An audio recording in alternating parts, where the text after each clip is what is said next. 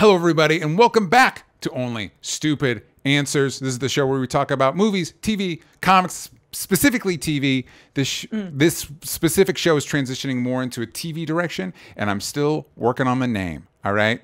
We'll get there, everybody. And if you're watching this in the future, it's whatever the name is on the playlist it's in on YouTube. But I'm your host, DJ Wooldridge. With me, as always, is Roxy Stryer. Good morning, Roxy. What's up, DJ? And if you wanted to hear Roxy's hot takes about the Gladiator 2 trailer, well, then you should be watching live on patreon.com/onlystupidanswers. That's where you would have gotten that. Because today, we got so many things to talk about, gang. We're going to talk about The Acolyte, episode 7. Ooh, it's going to be a fun one. And we've got a few trailers, but before we get into all that, of course, I already mentioned the Patreon. You can listen to this on iTunes. Give us a 5-star review. We normally answer a question on Spotify, but it looks like as of this week, they changed the format. So I don't know that works the same way. It looks like maybe you can leave a comment on the episode. So I guess if you can leave a comment on the episode, which you can do on YouTube, Synergy, let us know what you're thinking of The Acolyte. Be nice, all right? You can dislike the show, but, don't be racist, I think is what I'm getting. Don't be racist or sexist or whatever. That's all I'm saying. You can dislike something without doing all that. Anyway, also, if you go to Kickstarter or hellbentcomicbook.com, that'll take you to the Kickstarter for the Hellbent Collected Edition. As of this recording, we have reached our initial funding goal. We are heading towards our stretch goal, which the first stretch goal, if we reach that, will add a new story illustrated by Rye Hickman. If you're not familiar with Rye's work, they are the artist there was a Dreamer graphic novel that DC put out, I think, a year ago. They did the art for that. This is an artist I've been wanting to work with for a very long time, and I was so grateful and excited that they agreed to do this story with us. They've shown me some of the concept work. It looks great. So please help us reach that stretch goal, hellbentcomicbook.com. Also, this week on my personal channel, DJ Talks Trash, just like my YouTube handle, I dropped the first episode of a new one-on-one discussion show that I'm doing. First episode's with Sal. You can check that out. There'll probably be a link somewhere that you can click on it. What about you, Roxy? What you got going on? My birthday tomorrow. Happy birthday! That's about it. Happy birthday. Are you doing anything fun, or did you have you already done the fun things? You know what? It's my 33rd birthday, so some might say my Jesus year, but Celtics fans would say my Larry Bird year. Yeah. And my girlfriend, my fellow world girl, Steph Sabrat, said to me, "Can you be free tomorrow at 1 o'clock?" Mm-hmm. I don't know what we're doing, but she asked if I could be free at 1. So I'm excited about that. It's nice to have somebody care about your birthday. Yeah, exactly. Hopefully it's not a trap. Imagine that. Imagine if it was a trap. Who's to say? Never see me again. Now you guys know what happened. It was a trap. It was a trap.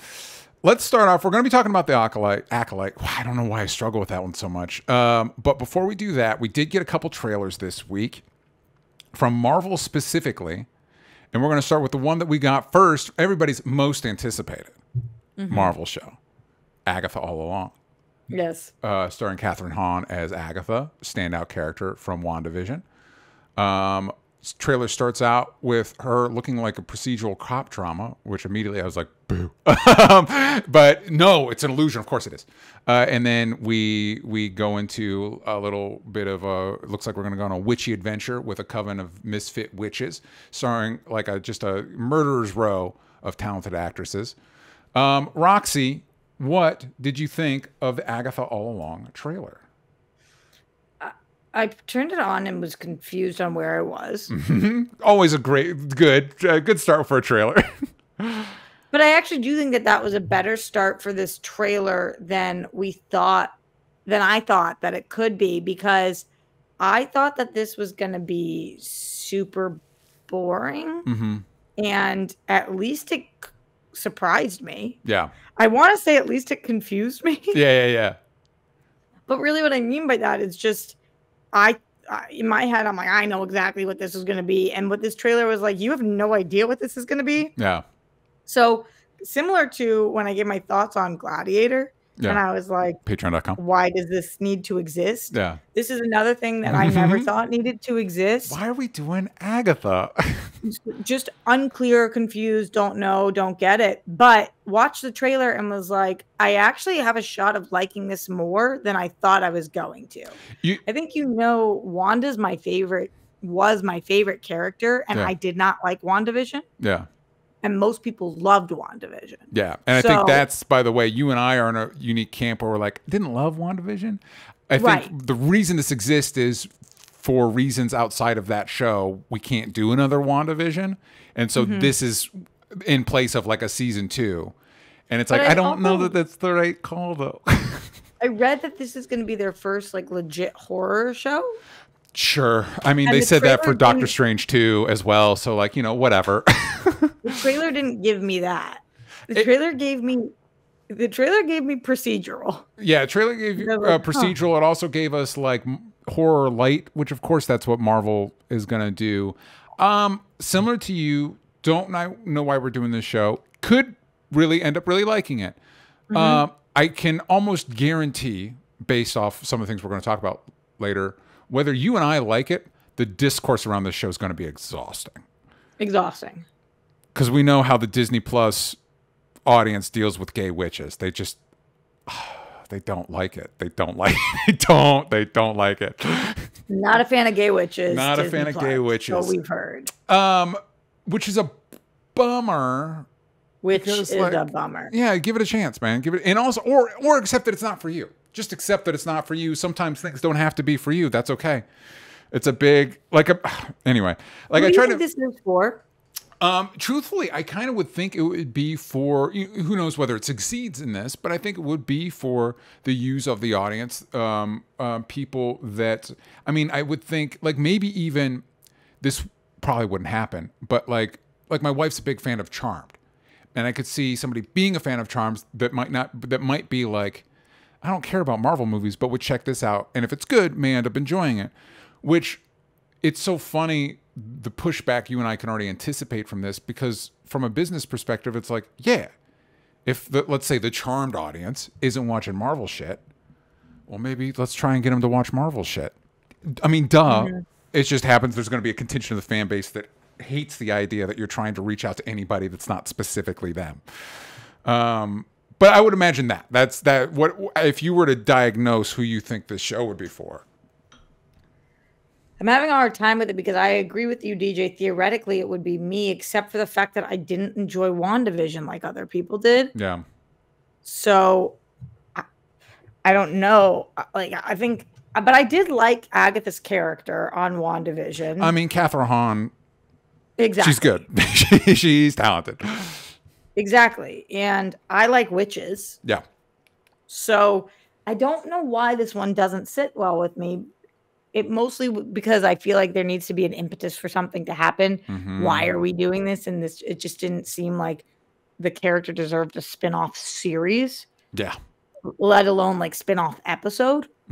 So, but this trailer really did shift things for me into thinking, shut up, Roxy. You don't know. Yeah. And I think that's a good, even if you're not, I think it's totally cool to like look at a trailer and be like, that trailer's not good, but still being open to but trailers are trailers, you know what I mean? And I'm not even saying that Agatha all along trailer's not good. I'm just saying that my initial response is like, well, this isn't for me. But based off the work we do, probably going to watch it, probably going to cover it, may really like it. Mike Joyce says, I think it's just the Star Wars fans that are intolerant. I hate to break it to you, Mike. Roxy and I have been doing this for a long time. And I can tell you Marvel and DC fans, ooh, they're right there. They're right there. I remember one time I said that I didn't think the Snyder Cut existed. Yeah. And I got attacked for 15 years of my life. Yeah. It's not been 15, but however many. What's it been? 8? However long. Yeah. It is certainly not just the Star Wars fan. The Snyder Cut people were, so intense. The every person so intense. Every fandom in the nerddom fandoms, by far and away the best fandom so far, DJ, I have found is the horror community. Yeah. But even they get like livid about things too. Yeah. Yes. So a couple of comic booky things. I did want to point out Aubrey Plaza's in it. Great. Excited to see her in it. The other thing is Joe Locke is in it, and people online are saying he's playing Billy Kaplan. So for the fans playing at home, Billy Kaplan is a character that goes by the codename Wiccan, and he is revealed to be in the comics to be Scarlet Witch's son, one of the two sons that we saw in WandaVision. Now, that said, when I looked online, I saw a lot of discourse of like, I can't believe they're portraying Billy this way. People not liking the portrayal in that while Billy is queer in the comics, they're portraying the way he comes across in the trailer is more like gay best friend, which is a little bit more stereotypical than fans wanted. Okay. That said, like I'm on IMDb and they don't list him as Billy Kaplan. I didn't see anything official that said he is Billy Kaplan. I do think it's a little strange that we would introduce one of the sons and not the other son, but maybe that's a reveal later in the show. It's also a little weird to introduce him in the Agatha show, but like I don't know, man.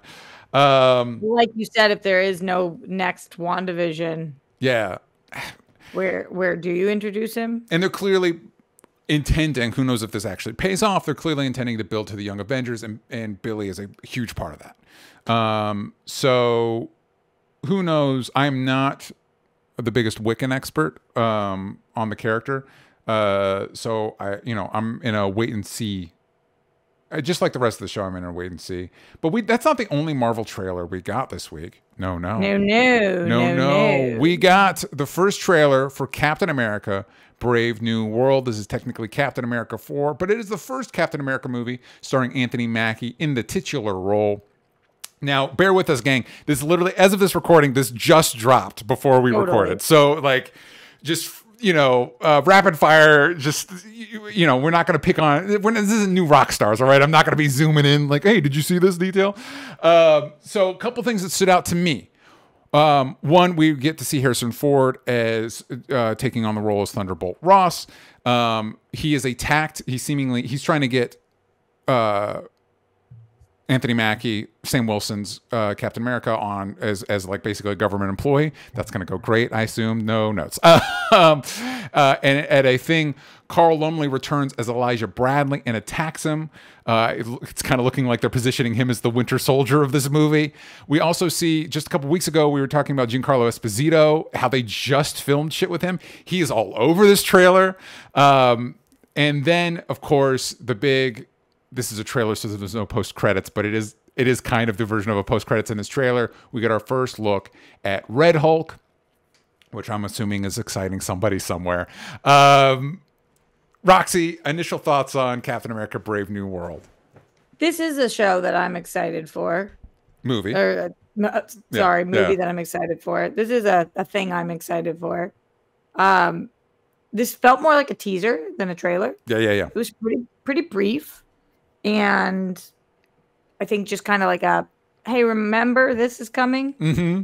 This is coming up. I liked his show. Yeah, same. I'm excited to see this. And I thought it looked fine in the trailer. The trailer didn't blow me away because, again, it felt more like a teaser, like almost like a slideshow. Mm-hmm. Remember this, remember this, remember this, remember this. And I was like, oh yeah, cool, for sure. Yeah. But what is weird about that is that this is kind of a big deal. Mm-hmm. And this trailer didn't feel like a big deal. That's interesting. What made it not feel like a big deal to you? Possibly the fact that Deadpool Wolverine is around the corner. And it just, that feels like such a big deal right now. Yeah. And then this kind of sneakily dropping this morning and me not seeing any buzz online about it. Gotcha. And then watching the trailer and being like, this feels, not that I actually thought it was a show because I knew it was a movie, but this feels like a streamer kind of to me. Yeah. Okay. I understand that. I think it struck me more because I like this type of movie, action, thriller, espionage, adjacent, and it reminded me of. It definitely felt like Marvel playing the hits. Like, y'all loved Winter Soldier, right? What if we did that again? And I'm like, you know what? I'm open to that. I'm open to doing that again. It was a good reminder for me because my favorite alternate Cap is when Bucky is Cap. And this was a good reminder of like, yeah, but Anthony Mackie's like good at it. Like, he's good at this. Like, this is a good, this is a good use of his character, or him as an actor. And so I liked all the vibes. I will say, sorry, gang, the climate or whatever, like, there is part of me, where there's a trailer that comes out and like, hey, here's this 80-year-old president, but he's vital. Not only is he vital, he's so fucking vital. He's the Hulk, goddammit. And I'm like, fucking calm down. All right, fucking cool it. It's hard for me to separate those things. I'm also not the biggest Red Hulk fan. It's like, to me, it's like Flashpoint, where everybody remembers people talking about it. They didn't read that story, but it's like a buzz thing that like, oh, Red Hulk, like people talk about like they're excited about it, but they haven't read a single story with the character in it. It's something you've heard of before, so you get worked up about it, is the way it feels. But like, it could be cool. I hope Red Hulk's the bad guy and not like working with. I hope this movie keeps the spirit of the show, because I thought the show did a good job of having Sam Wilson push Captain America in a direction that's not just like, yes, sir. Whatever you want, Mr. President. You know what I mean? Like, more like, whoa, time out. Maybe we can make things better. I liked that. Let's keep that. Let's have it be like, hey, do you want to work for the president? And Sam being like, you know what? No. Thanks, but no thanks. That felt like the Sam we got to know in the show. So, but I'm excited for it. I'm excited for this movie.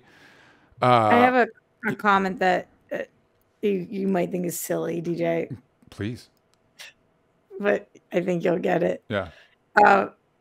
In the trailer title specifically, they said that this is coming out February 14th. Yeah. Which is, in fact, Valentine's Day. Lover of love, shipper of ships. Yeah. Wasn't really feeling the love in this. I know. Even Deadpool 1 was like, put the effort in to make it feel like a Valentine's movie.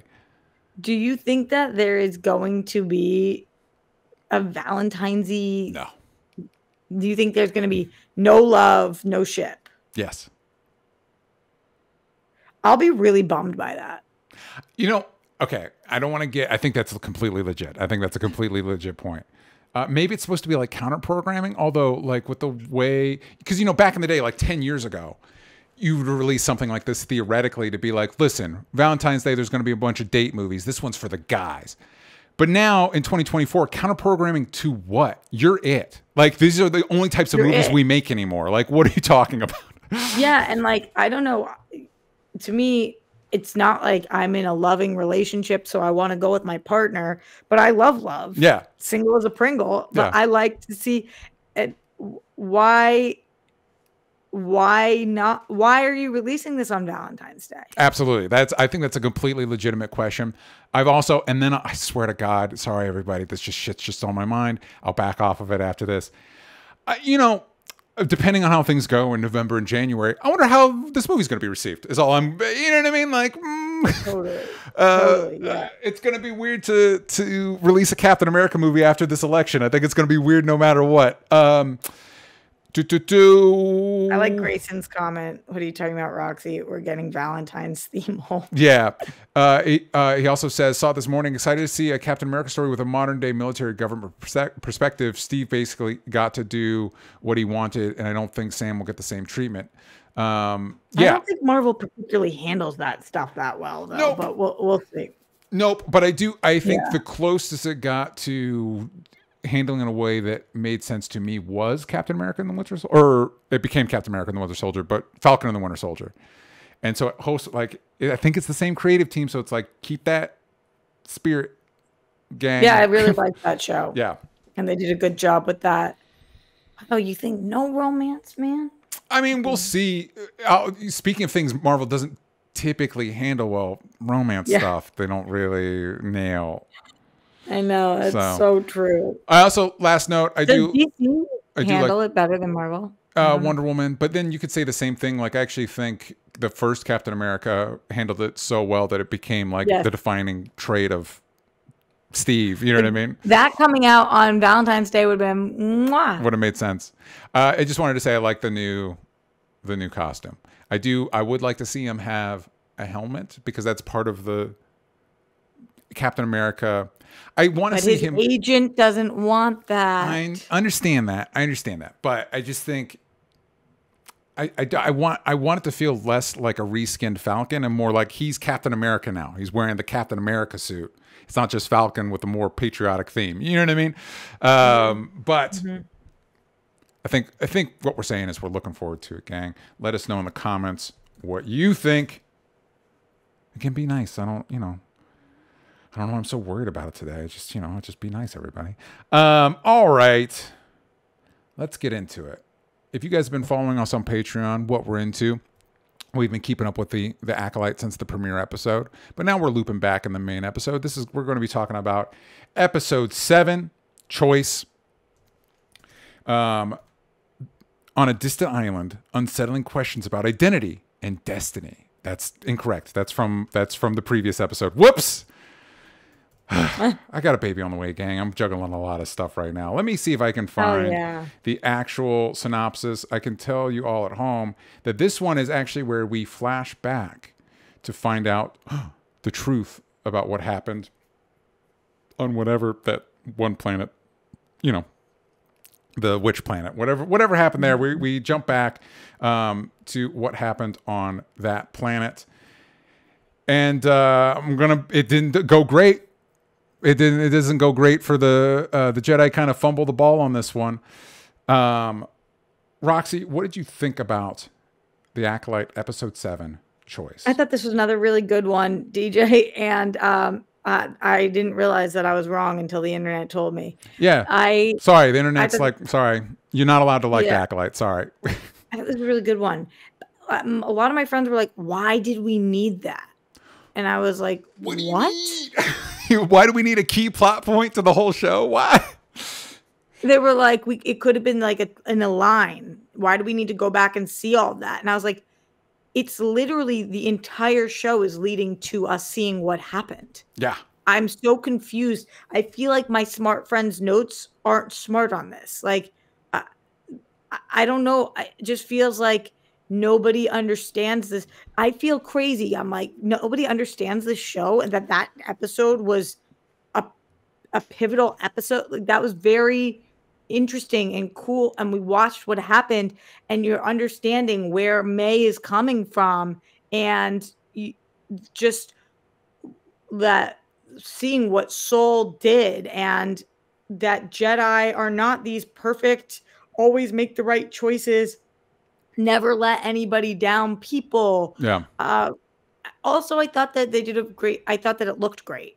I thought that they did a really good job with the visuals in this episode. So just in general, it was good for me. Yeah. So this episode was directed by Kogonada, who also directed After Yang, which was 1 or 2 years ago. It was getting a lot of love. He also directed episode 3, which was the parallel to this episode that he didn't think looked that great. This one, I think, moves a lot better.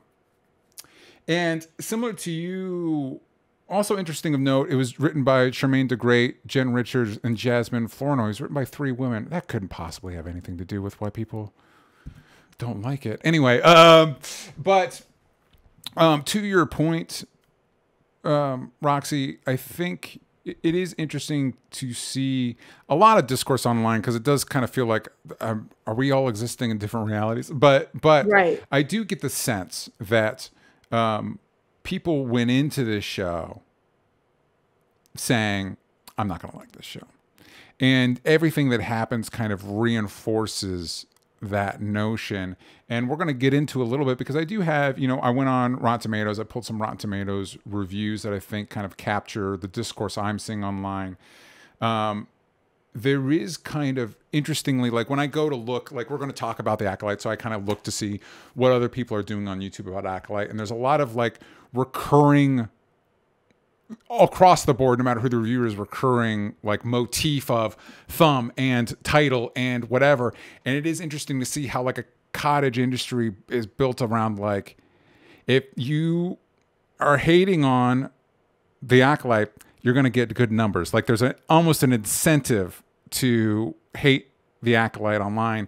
And I'm not saying those people are doing that intentionally, but I don't think it's an accident either. Like I don't think, and I'm not necessarily, I'm not a sociologist or whatever to be able to pull that apart on why that is or what's going on here.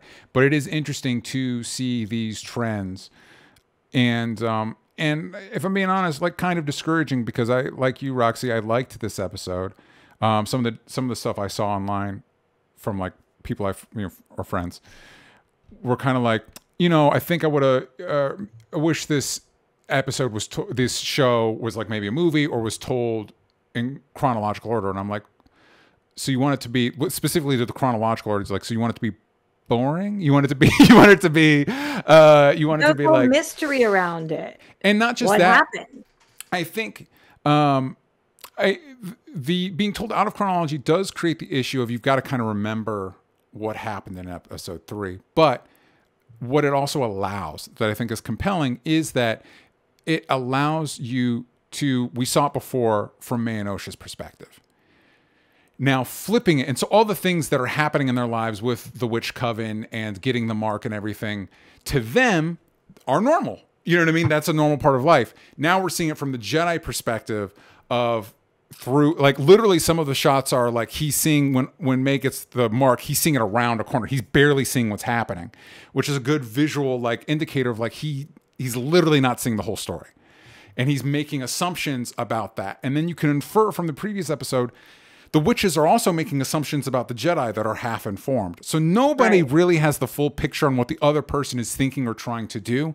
And everybody, not everybody, because the main... And it's not even as a group. There's individual opinions within those groups. Yes. Yeah. Because I was going to bring up that the main witch mother is kind of... And same with Trinity, Carrie-Anne Moss. Kind of has a good like, hey, we don't know. Let's slow roll this. And it's other people around them that are like really trying to escalate everything. It's like, well, time out. But unfortunately, those voices don't win out this week. Right. Speaking of Trinity for a second, DJ, I thought this was the weirdest thing. The entire internet was like, how dare you kill Carrie-Anne Moss? How dare you guys get rid of her episode 1? We want Carrie-Anne Moss back. Carrie-Anne Moss comes back, and they're like, why'd you bring Carrie-Anne Moss back? Yeah.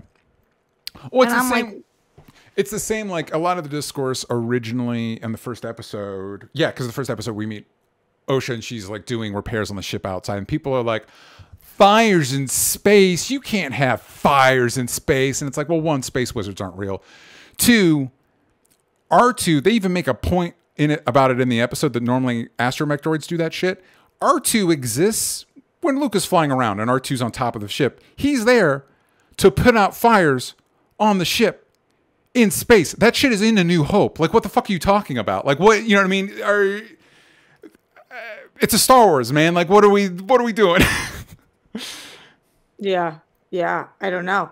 Yeah. I really don't know. So, to your initial point, like people going in and deciding they just don't want to like it. It feels to me like maybe that's for some people, but a lot of people that I know do not like this show who I respect. Yeah. So it can't be all that. Well, and I do want to be careful in that, for example, I don't love The Last Jedi. I think it's probably the best of the sequel trilogy, but I don't really like the sequel trilogy. And so I don't really like The Last Jedi. I do, however, think Rose Tycho might be the character I like the most of the sequel movies. And so I don't want to, just because a bulk of the discourse around something like The Last Jedi tends to revolve around maybe sexist or racist intentions, I don't want to necessarily lump every critique under that umbrella.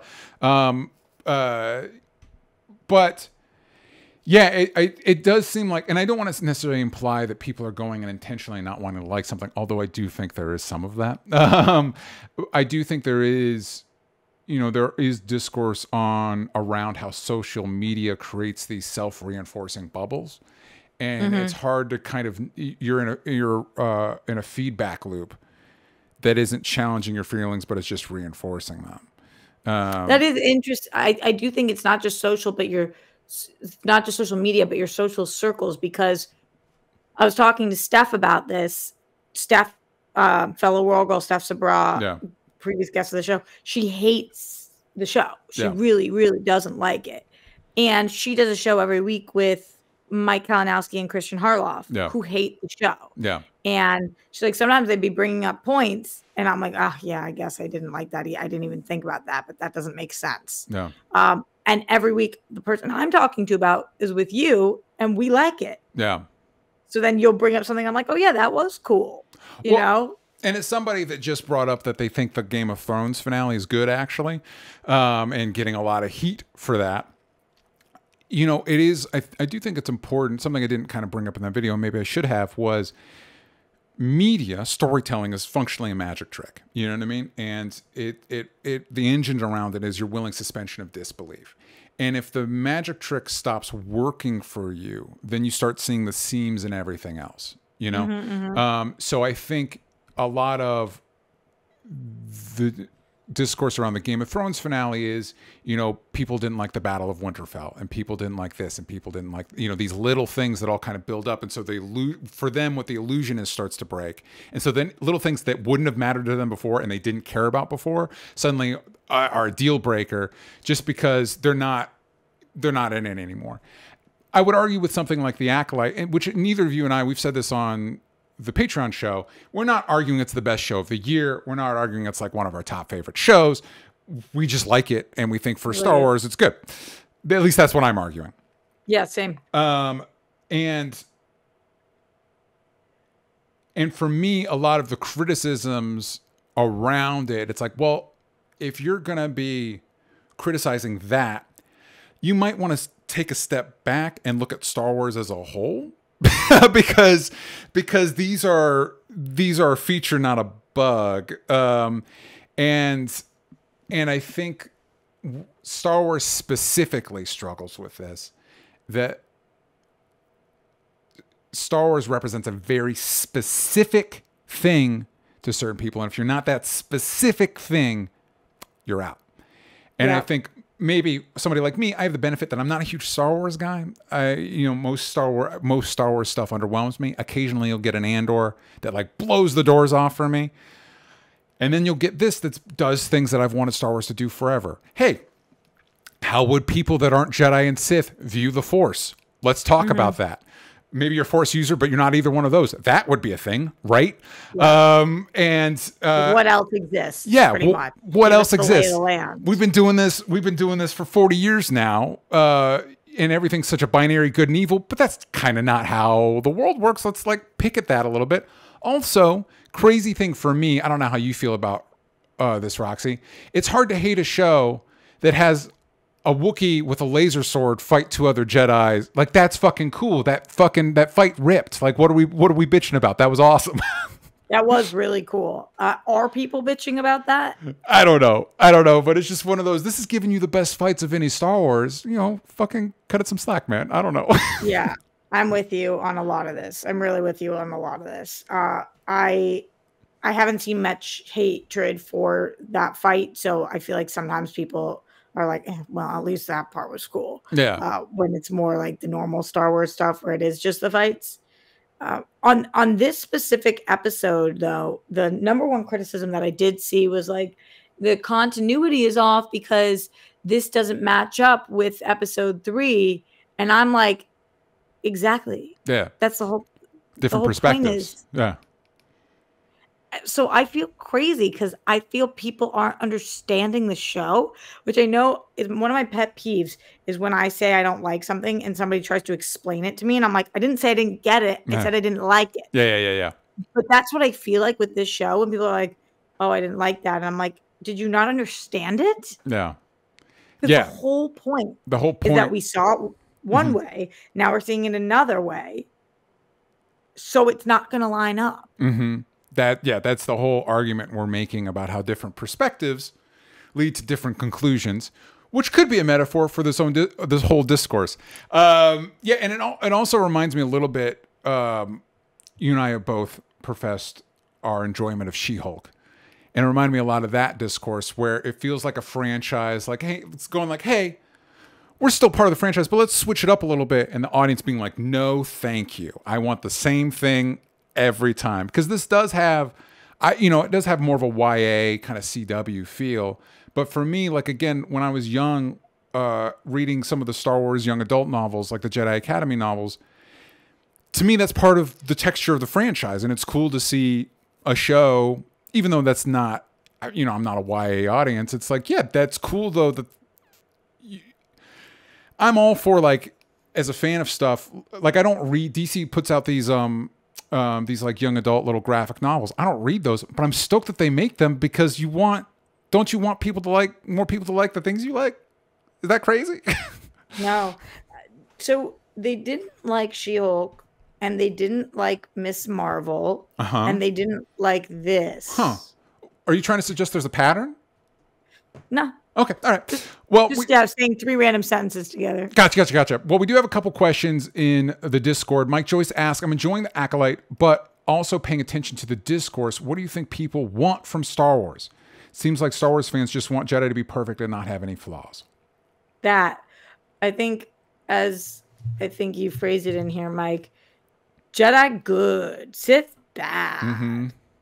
And I don't know. I don't know, because when we stick with the characters, like when we show Luke and Leia and Han and Yoda and Darth and all of that, people are like, we want to explore something different.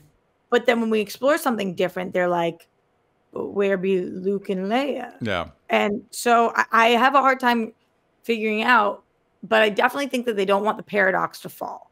Yeah. That's like very important. The things that you thought as a child, they want to think as an adult. So if that is Jedi good, Sith bad, then that's what that is. If this was the order in which things took place, here is who died here. Here's who said they were this person's parent. Here is this thing. Just nothing to be changed or bait and switched. Yeah.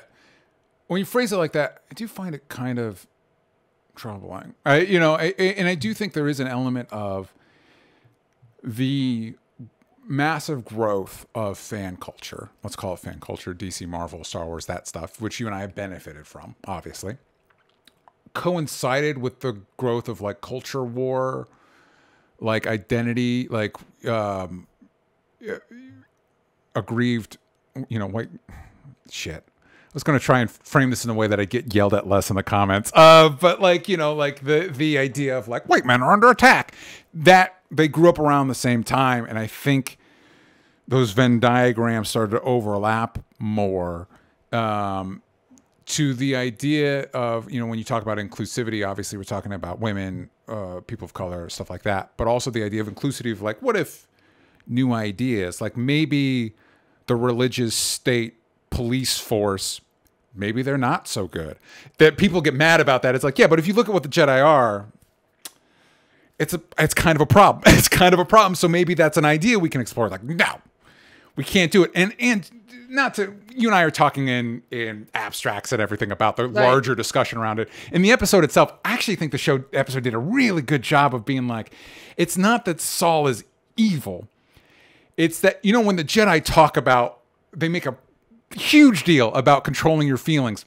This is kind of why, because things go off the rails real quick when Saul and whatever the little kid's name is, the Padawan, can't get out of their own head about their own hangups. Like they can't. That little Padawan is such a little twerp.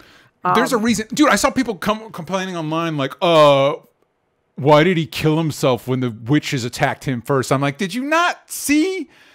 If I were him, I would go into a meditative state for years, because he fucked up hard. A whole culture died because he wanted to get back home. Yeah, I'd be kind of flipping out. I wouldn't handle that great either. Yeah, completely. Which made it make so much more sense and hold so much more weight. I am with you that I thought they did a good job with this. When I talked to some of my friends about it, they were like, so Jedi Soul's so evil. And I was like, yeah, that that was not my takeaway. No. My takeaway is he done fucked up. Fucked up bad. He fucked up bad. But it wasn't like the intent. Is not great. Yeah. But I don't think it was a malicious intent. Yeah. Initially, like I loved hearing him fight for the twins, specifically for Osha. You know, like this is what she wants, and we want her to be a part of us. And it did feel kind of culty, and it did feel kind of weird. Yeah. But he was concerned for her well-being. Yeah. And he fucked up majorly. Yeah. Blew it. Horrible. Can't take it back. But I didn't take from this, like, see, he's always been evil. Yeah. I took from it like, oh, no wonder May can't stand him. This show does a really good job of kind of dissecting. I think it does a really good job of kind of dissecting how your paradigms and your belief systems, again, stumbling into a good metaphor about the audience reaction too, kind of, and can entrap you. You know what I mean? Because when you see, like we talked about, when you see that episode from May and Osha's perspective, you see how this family unit works. And you're like, okay, you know what I mean? Like, they need to be flexible enough to let Osha, if she wants to be a Jedi, they need to be flexible enough. And Jodie Turner-Smith's witch character gets to that conclusion. She's a good mom. The other mom needs to take a chill pill, but whatever. Chill pill. Yeah, she needs to calm down. But similarly, when she says, it's so heartbreaking when she says, I was gonna let her go. Yeah, I know. Fucking oof. And then similarly, Carrie-Anne Moss is. I'm sorry, guys. The Jedi come off really authoritarian here, but Carrie-Anne Moss is like, wait, we don't know, and I'm not going to split a family apart. Like, we need to slow down, and it's Saul based on, and you can kind of see from the stuff he sees is like, yeah, man, from his perspective, this doesn't look great. This math is not adding up great for him, and the problem is he's not really talking. He's not taking time to understand the culture. Yeah. Totally. Another question from Leonard Kim. Has your perception / opinion of the four main Jedi, and Soul in particular, changed after the latest episode? We kind of spoke a little bit about that, but yes and no. Yeah. Human. Make mistakes that are irreputable. And that is something that I think that this show's done a good job showing. Yeah. And yeah, he's no longer my favorite character. I'm no longer like, yeah, he is so great. I'm like, ooh, man. They've done a really good job because obviously the previous episode broke these into two segments. Now we have Osha with the Stranger, the Manny Jacinto Sith character, and we have May with Saul, the two different mentor figures. And it is interesting. Like, Saul, I think, is objectively a better, but he fucked up real bad. And he also, I think the show does a good job. I thought this was a plot hole, but I actually think it's intentional. He legit can't tell May and Osha apart. And there might be an explanation for that because there's an implication that they are two separate entities. It's like the same person in two bodies. Like, whatever force magic was used, there's weird stuff going on. So whatever. But I like that he's got his blinders on so much. He legit kind of can't tell the two of them apart. Like, because there's one when May runs in to tell them it's a fire, he thinks it's Osha, and it's like, well, maybe you're not as connected to this kid as you think you are. Even hearing you talk about it though, DJ, it's so weird because how Star Warsy is the show. Yeah. It's like two different masters determine kind of your perspective on the world. Yeah. And neither of them are perfect, but one of them is certainly better than the other. One of them has murdered less people. Right. Like, but then you might have the same makeup, the same genetics, and turn out differently based on nature versus nurture, twins growing up differently, light versus dark, shades of gray. Like, it just, as you're talking about it, I'm just thinking to myself, isn't this show legitimately the embodiment of Star Wars? Yes, I agree. But you know who doesn't agree? On Rotten Tomatoes, so the review score is 81%, the tomato meter, the official critic score. The audience score is 14. Where are those critics, DJ? I can't find any critics who like this book. Here's the thing. I think what you and I are seeing more is the audience score, which is 14%. Now, here's what's interesting about that, Roxy. There are over 1,000 audience reviews, which is a lot. That is a lot. To the degree that when I went, we did this for The Bear previously, when I went into Rotten Tomatoes to look up, I kind of wanted to find some stuff we could use as, instead of us talking generally about audience reactions, choose some specific stuff. So the first full page of audience reactions were positive, 3 stars and up. And so it's like, okay, so this show is very clearly being review bombed. You know what I mean? Like these people going out of their way to talk about, because it's not that it's Is that how it works though? I don't know where they place the things that are positive versus negative. I thought it's just general. It's whoever I believe it's in whatever order it comes in. It's coming in. That seemed to be the thing. So like so I had to go a full page down to get to some of the negative stuff. Not that I want to focus on the negative, but you and I are saying the positive. So 1 star, a decent concept somewhere in here and some good moments, but too few and too poorly realized, spelled with an S, to really say anything really new. A lot of reallys in there. Anything really new, interesting, or compelling. 1/2 star, rotten show from a rotten company. That first one that you said doesn't feel like a 1-star review. Yeah. They're like, this is pretty good, just like a little repetitive. Uh-huh. Okay. This is a 1/2 star, rotten show from rotten company. Insightful. Another 1/2 star. My favorite part is when that actress tries to make a different face for each character she plays, but fails miserably at it. Ha ha ha ha ha. Love the YouTube reviews though. Way better than the show itself. We're going to circle back on that one because I think that seemed very telling to me.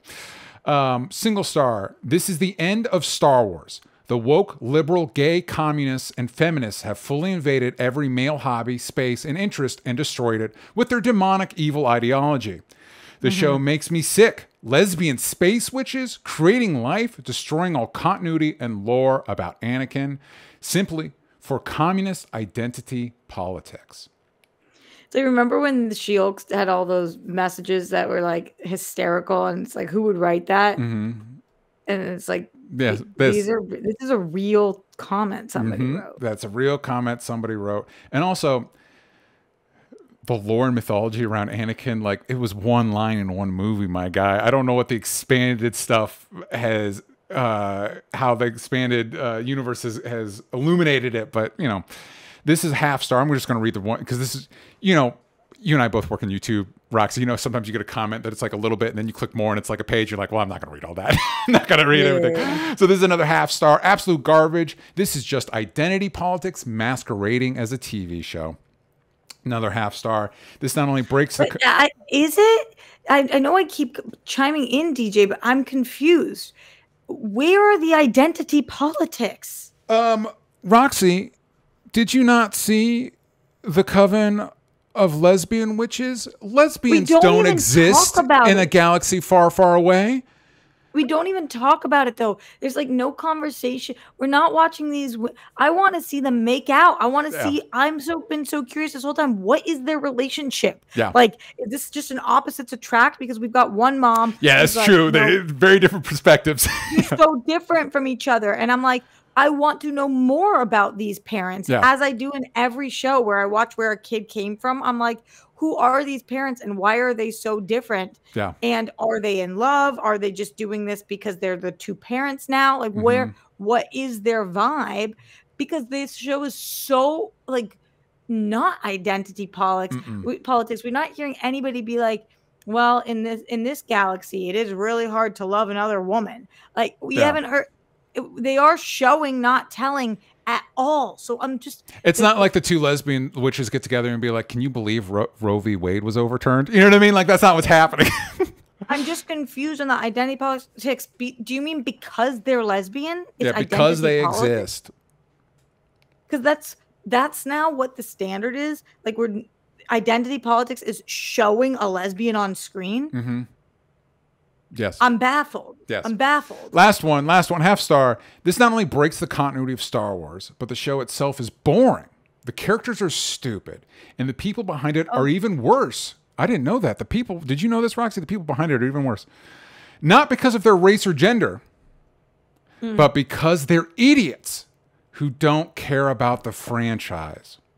I love that now people think that they can just say it's not because of their race or gender. Which, once they say that, oh, I guess it's not about that because you said it's not. Not about that. You said it's not, so it's clearly not.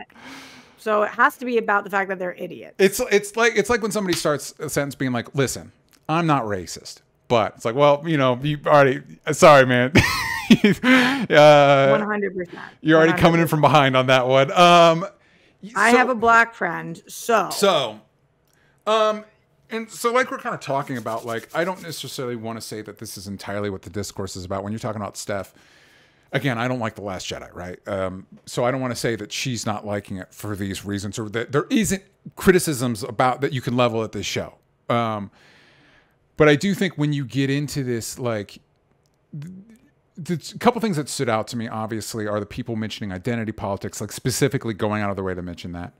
And this is part of discourse on a lot of the stuff we talk about, where you go from, I don't like this, so therefore the writing is bad. Not only is the writing bad, the people making it are stupid because they hate this thing I like because they're not doing what I want to do with it. And it's like, you're making a few logical leaps there. First of all, you're making it all about yourself. Like, the reason this person gave a year of their life to this project or more is to hurt me. Yes. It's to hurt me for sure. Like, there's no way that Amandla would have signed up for this role for the fame or the glory or the money or because she's legit a fan.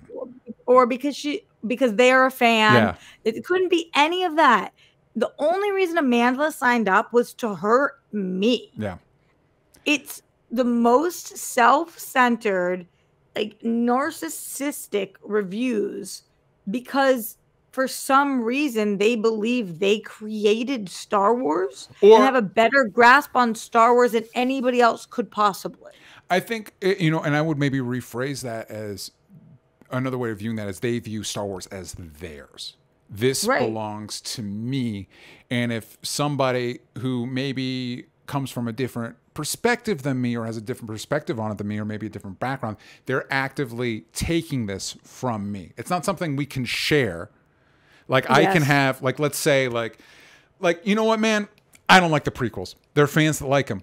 That's great, man. You have the prequels.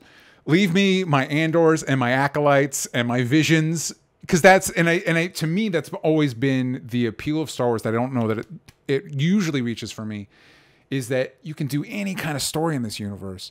And now we're finally getting to a place where somebody can look at Star Wars and be like, hey, you know how we do a lot of lip service to the idea that, like, the Empire is fascist and there's a rebellion? What if we really drill into that? Like, what would that boots on the ground, like, fighting a fascist space empire, what would that look like? And you get an Andor.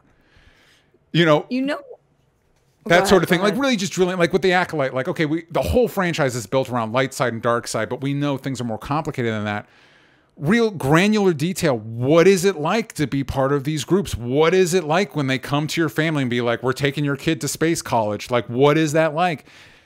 That stuff interests me. So thank you to these shows. A normal negative review would read as follows. Acolyte is not for me. I am not invested in the characters and don't particularly love the look of the show. Yeah. That would be a normal person's version of, it's not for me. Yeah. These comments are like, you did this to me, which is hysterical. I'm not saying you're allowed to not like the show. Yeah. Like you just said, DJ. Could just not be for you. No. And you can say that like a normal person. Yeah. Like, I don't watch Pretty Little Liars, and I don't feel obligated for them to make it for me. Imagine you going to Pretty Little Liars Rotten Tomatoes and leaving a review that was like this. Yeah. How dare you? How dare you ruin Pretty Little Liars for me? For me. All right. For me. After all my years of service to the franchise. And I want to point out, Leslie Headland has said multiple times, the showrunner of the show said multiple times, her writer's room is made up of all different types of Star Wars fans. People that like the prequels, people that like the sequels, people that like the books and everything.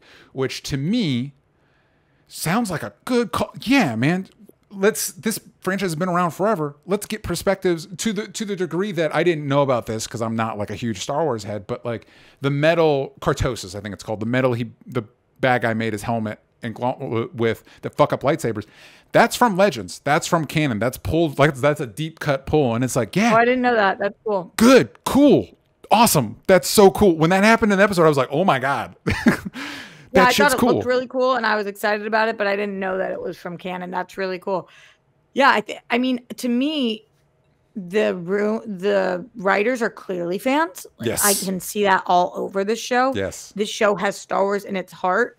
I'm so bummed by how far back this puts us because I'm not saying that I want a lesbian Star Wars show for the sake of having a lesbian Star Wars show, but if that's what this, I want to see more different types of characters. Mm-hmm. And this show barely touches the rainbow. Yeah. This show grazes the rainbow, and people were like, "No rainbow, no rainbow," and it's like, so now are we never gonna get the rainbow? Like, are we now further from the rainbow than we ever were before? And I'm using that as not just that, but everything. Mm-hmm. You know? Yeah, and I've said this before, and I'll say it again, that like you and I both enjoy the show Rami, and what I find fascinating about Rami is I don't have a lot of exposure to Muslim culture, and so what's cool about that is getting a window into what it is like being a Muslim in America. My argument being that if you like movies and TV shows and comics, the shit we talk about this, inclusivity benefits you even if you're not part of the culture because it expands the types of stories that can be told. So if you love Star Wars, even if you don't like The Acolyte, it is in your best interest as a fan to let more people under that umbrella because it expands not only the audience for this thing you love, but the type of stories that can be told in that, which allows you an opportunity to discover stuff. Even if it's not The Acolyte, you can discover other stories that might be more your speed that otherwise wouldn't be included because it's always the same people telling the same stories. That's my argument. I do want to end, we've talked a lot about the discussion around, I do want to end a little bit on one thing specifically from the episode that I was like, what is that and what does it mean? When Jodie Turner-Smith becomes Mist, becomes like Force Mist. I know. What is that? What was happening? It did look so cool, I thought. In Soul's defense, I would also be like, wait, what is happening right now? What is going on? Should I be worried right now? So, like you were just talking about when it comes to canon, do you have any idea if this is something that we have seen anywhere? I should look it up because it was one of those. At this point in the show, you're like, okay, I have a pretty good handle on these witches' capabilities, right? And then that happens, and you're like, oh, I'm so sorry. What's happening? What are we doing? Yeah, totally. I didn't fully understand the concept of what, like, wow, who can do this? Yeah. And how can they do it? And how often? And what are we accomplishing? And yeah. Is this how you make space babies? Is this does your wife do the same? What's happening right now? And I'll be interested to see if we ever get an answer because I don't know that we're going to be revisiting. I think there's only one more episode. Yeah. Do you think we're going to touch base on it next week? We're going to touch base on it next week, at least for the Patreon episode. I will say, so for the people that watch this, we're bouncing around. The Boys finale happens the same week as this. So next week we might cover the Boys finale. It kind of depends on what seems like the biggest, most buzzworthy thing. But since we just covered this, we might do the Boys next week. But we'll definitely on the Patreon show cover this. Do you think, Roxy, is this a one and done season, or do you think this is built, whether we get another season or not, do you think this is going to be built to be multiple seasons? I was just going to ask you what you thought was going to happen in the finale, because I feel like that's relevant to what happens next. But is it relevant to what happens next? Because based on the discourse around this, no, I don't think we're going to get another season. It depends on the discourse, if the discourse impacts the ratings. If 1 million people are hate watching it or whatever, I mean, that's still fucking a million eyeballs. Are they? I thought that everybody went on strike and we were going to have more transparency with numbers. I don't know. Yeah. Good. Solid point. Also, I do not know the answer. The industry is going really well. All the strikes really accomplished everything. Things are going great. Is thriving. Yeah, things are going Nobody's struggling right now. That's just my little side tangent. Yeah. I have no idea if the show is doing well. Yeah. So but I would guess no. I hope it is, because I would like more of this.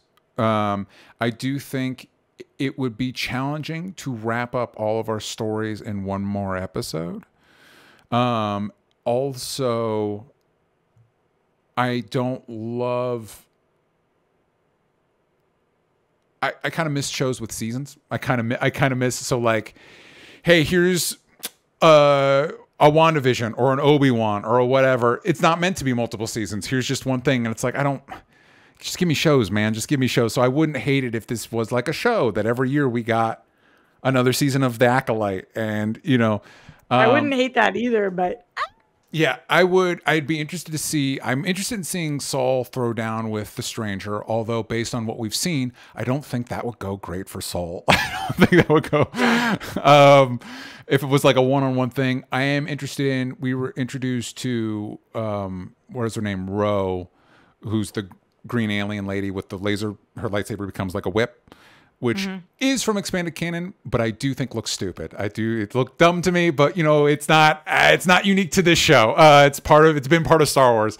What did you think looks stupid? When her little purple lightsaber becomes like a whip and whatever, I'm like, that's no. What, like, you just thought that the transition? It just looked, just the idea of like the lightsaber becoming, what is it now? Like it's the whip now. That seems dumb to me. But again, it's not like a concept this show invented. It's been a part of Star Wars for a minute. I just think that your laser sword becomes a whip, but it's still laser. That seems stupid to me. But it's just whatever. Some people have suggested that maybe Manny Jacinto's Stranger character was her former Padawan, so that would be interesting. I want to know more about where he came from. Like, I want to know more about his deal, because in my opinion, him and Saul are the two most interesting characters on the show, and their perspectives and what makes them. Is it because they're and I think there's a lot of great actors, but is it because they're the best actors? Maybe. I think the actor who plays Saul, who was also in Squid Game, is doing a lot of heavy lifting. He's doing really good work. Of heavy lifting. Yeah, he's doing really good work. Didn't you tell me, and I don't know if this is true, but didn't you tell me that he learned English for this role? That's what I read. I don't know how accurate it was, but it's like, fuck, man. And Manny Jacinto is my favorite on the show. Yeah. I mean, he's just so great. I just wonder if you're most interested in the most charismatic performers. It probably doesn't hurt. It probably doesn't hurt. But yeah, so we will see what we get in the season finale. Roxy, where can the kids find what you're working on? Everywhere at Roxy Stryer, and just follow me on social and you'll see all the things I'm doing. Wish me a happy birthday, people. Wish her a happy birthday. Please and thank you. Say happy birthday in the comments. You can find me at DJ Talks Trash. If you want more of this show, you're on Only Stupid Answers. This is our podcast network. I also do shows like Spider-Versity and Mutant Academy and some more on the horizon. Stay tuned for that. If you go over to my personal channel, DJ Talks Trash, you can find I do little explainer videos, and I just launched a new one-on-one discussion show. You can check out the first episode of that. You can check out my comic, Hellbent, over at hellbent@comicbook.com. Help us reach that stretch goal. A bunch of cool rewards over there. And if you want more of this show, you can follow us at Only Stupid Answers, but on Twitter /X. You ain't got the vowels from stupid. And we will see you all next time.